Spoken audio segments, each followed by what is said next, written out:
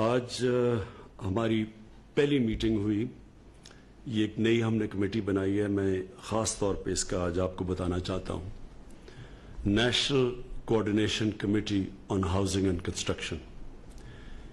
اس کی آج پہلی میٹنگ تھی اور میں اب آپ کو بتانا چاہتا ہوں کہ اس کا مقصد کیا ہے. پہلے تو اس کا مقصد یہ ہے کہ جو ہماری نیا پاکستان ہاؤسنگ جو ہماری کوشش تھی کہ عام لوگوں کے لیے، غریب لوگوں کے لیے گھر بنائے جائیں پاکستان میں، اور اس طبقے کے لیے گھر بنائے جائیں جس کے پاس کیش نہیں ہے گھر خریدنے کے لیے. مثلا ٹیچرز ہیں، نرسز ہیں، پروفیشنل کلاس ہے، کوئی کام کرنے والے ویلڈر ہے، کوئی چھوٹی سی دکان ہے، اس کے پاس اتنا پیسہ نہیں ہے گھر بنانے کے لیے.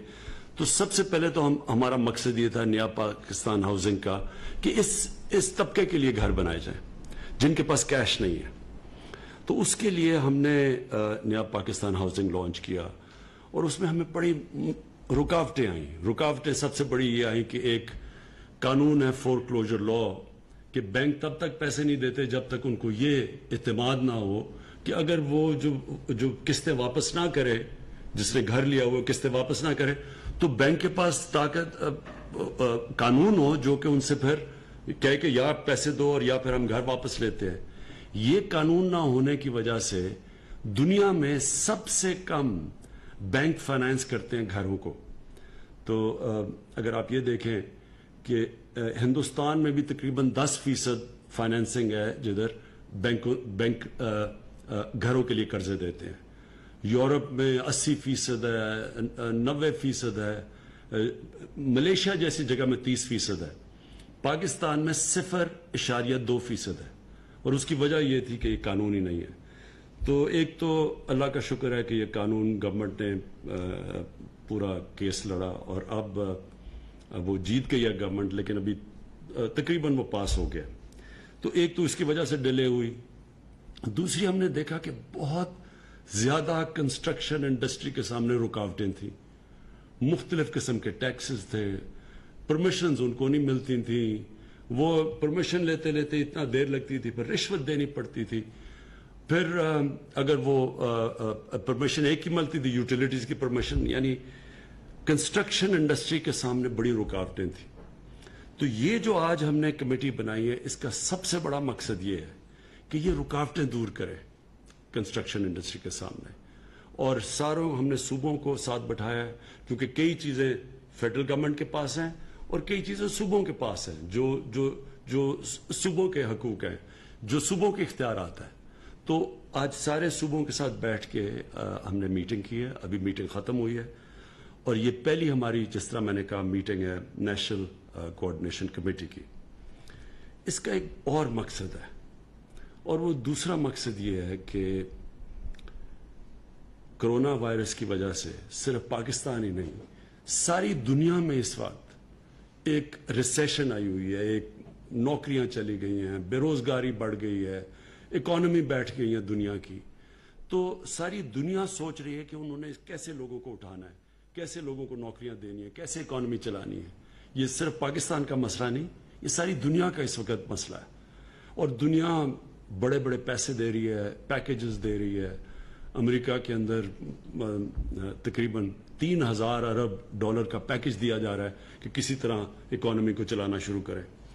تو ہم نے یہ فیصلہ کیا ہے کہ ہم نے ہاؤسنگ کے ذریعے اور کنسٹرکشن انڈسٹری کے ذریعے اپنی اکانومی کھڑی کرنی ہے تاکہ لوگوں کو روزگار ملے. اصل مسئلہ لوگوں کو روزگار ملنا ہے. جیسے جیسے لوگوں کو روزگار ملے گا لوگ غربت سے نکلتے آئیں گے. تو یہ جو کمیٹی بنی ہے، اس کا دوسرا مقصد یہ ہے کہ جو بھی کنسٹرکشن انڈسٹری، اب ایک تو نیا پاکستان ہاؤسنگ ہے جو صرف غریبوں کے لیے، جو نچلے طبقے کے لیے، جن کے پاس پیسہ نہیں ہے، ان کے لیے ہے. دوسرا اس کا مقصد یہ ہے کہ ساری کنسٹرکشن انڈسٹری چلنی شروع ہو.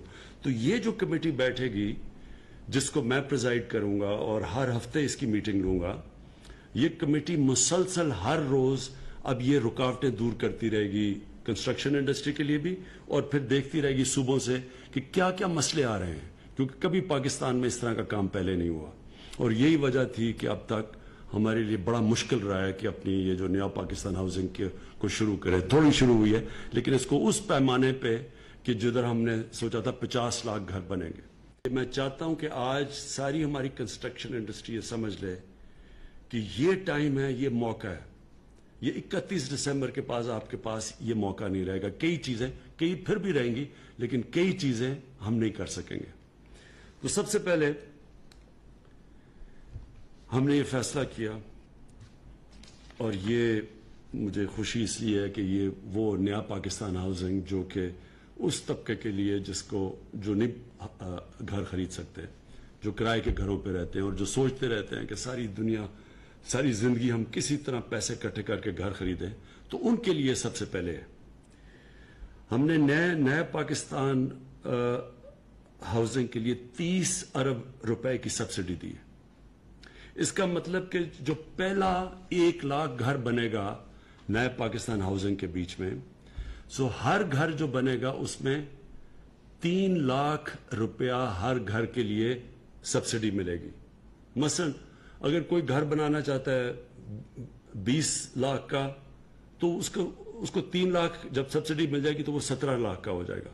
17 لاکھ کا مطلب یہ کہ جو وہ قرضوں کی جب قسطیں دیں گے وہ ان میں کمی آ جائے گی, یعنی 20 لاکھ کی بجائے جب 17 لاکھ ہوگا. تو یہ پہلے 1 لاکھ جو گھر بنے گا نیا پاکستان ہاؤسنگ سوسائٹی کے اندر, اس میں 3 لاکھ روپیہ ہر گھر کے اوپر سبسڈی دی جائے گی. دوسرا, جو بینکوں سے جب جو لوگ جا کے قرضے لیں گے تو اس قرضے کے اوپر جو 5 مرلے کا گھر ہوگا اس کے اوپر ہم نے گورنمنٹ سبسڈائز کرے گی. جو انٹرسٹ ہے, جو سود دینا ہے, وہ صرف 5 مرلے کے گھر پہ صرف 5% سود دینا پڑے گا, کیونکہ اس وقت اگر دینا پڑے, اگر پورا سود تو وہ زیادہ بن جاتا ہے. تو 5 مرلے کے گھر پہ صرف 5% سود لوگوں کو دینا پڑے گا تاکہ لوگوں کے لیے آسانی ہو جائے, اور یہ ہر کے لیے ہے. 10 مرلے کے گھر کے لیے 7% سود دینا پڑے گا, باقی گورنمنٹ سبسڈائز کرے گی سود کو. تیسری چیز, ہم نے اسٹیٹ بینک آف پاکستان نے بینکوں سے بات کی ہے, سب بینکوں سے, اور ہم نے ان بینکوں کو کہا ہے کہ آپ 5% جو آپ کا ٹوٹل پورٹ فولیو ہے اس کو صرف کنسٹرکشن کے لیے رکھیں, اور وہ رکھیں اس لیے کہ پاکستان کو اس مشکل وقت سے نکلنے کے لیے کنسٹرکشن کی ضرورت ہے. تو کنسٹرکشن انڈسٹری کے لیے بینکوں کو خاص ہم نے تاکید کی ہے کہ 5% آپ نے اپنا جو ٹوٹل پورٹ فولیو ہے وہ صرف کنسٹرکشن انڈسٹری کو دے. یہ ہم نے کیلکولیٹ کیا ہے, یہ 330 ارب روپیہ بنتا ہے. تو 330 ارب روپیہ کنسٹرکشن انڈسٹری کے لیے رکھا جائے گا. اور اس میں کیونکہ یہ پہلی دفعہ بینک اتنے بڑے پیمانے پہ آ رہے ہیں کنسٹرکشن انڈسٹری میں, تو ہم نے یہ ہمیں پتہ ہے کہ اس میں رکاوٹیں آئیں گی, مشکلیں آئیں گی.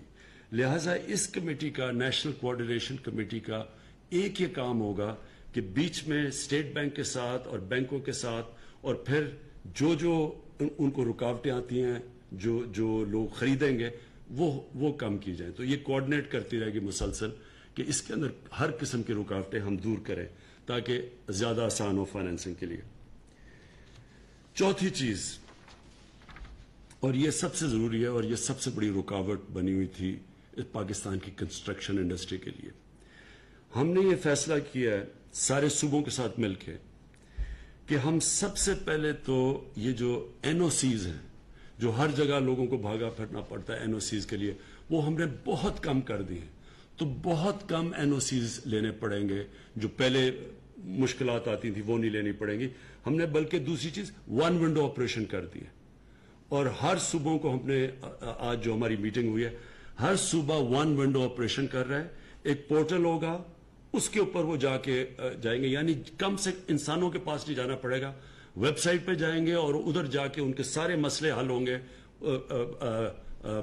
گھر بیٹھے بیٹھے. اور یہ سب سے بڑی کام ہوگی, کیونکہ جو کنسٹرکشن انڈسٹری اور بلڈرز کو سب سے بڑے ہمیں ان کو کمپلین یہ تھی کہ جناب کبھی ادھر سے جاتے تھے, کبھی مہینے لگ جاتے تھے, سال لگ جاتے تھے. تو ایک 1 ونڈو آپریشن, پھر ٹائم لمٹ ہوگا اپروولز کا.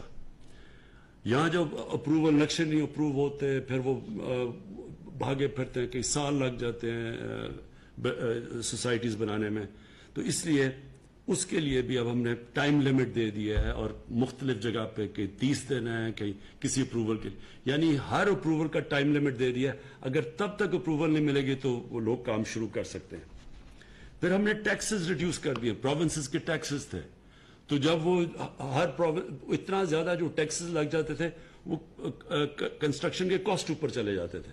तो ये आम लोगों का भी फायदा होगा कि सस्ते घर बनेंगे क्योंकि हमने टैक्सेस कम कर दिए। और आखिर में फिर मैं ये कहना चाहता हूं, और ये सिर्फ इसी साल के लिए है, और ये हमें सिर्फ इसलिए मिली है क्योंकि कोरोना की वजह से, नहीं तो जो हमारे इंटरनेशनल ऑब्लिगेशन है ये हमें नहीं मिली थी परमिशन। जो सोर्स ऑफ इन्वेस्टमेंट है, जो भी इन्वेस्टमेंट करेगा कंस्ट्रक्शन में, जो भी खरीदेगा, उससे पूछा नहीं जाएगा कि उसके ये फंड्स किधर से आए हैं। और ये सिर्फ इसलिए कि हमने इंटरनेशनल कम्युनिटी से बात की कि हमारी इकोनॉमी अनडॉक्यूमेंटेड है, हमारी ज्यादातर इनफॉर्मल इकोनॉमी है, आधी तकरीबन। तो हम चाहते हैं, क्योंकि हमारे पास तो इतना पैसा नहीं कि हम इंसेंटिवाइज कर सकें लोगों को कंस्ट्रक्शन इंडस्ट्री में और इन्वेस्टमेंट्स में, तो इसलिए हमें ये 31 दिसंबर तक टाइम मिला है। और इसलिए मैं आपको कह रहा हूं कि इसका फायदा पूरी तरह उठाएं, क्योंकि 31 दिसंबर के बाद फिर जो हमारे इंटरनेशनल ऑब्लिगेशंस हैं वो फिर हमारे ऊपर लागू हो जाएंगी, और फिर ये आपको विंडो नहीं मिलेगी।